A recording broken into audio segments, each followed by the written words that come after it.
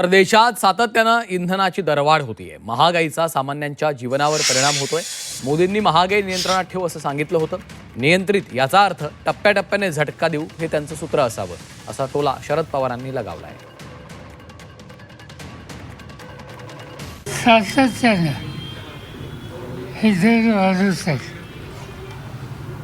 आणि ते वाढत असताना सुरुवात 2 रुपयाची केली, नंतर वाढत आज कुठं आलेलं. या सगळ्या गोष्टीचा परिणाम हा सामान्य माणसाच्या प्रपंचावर.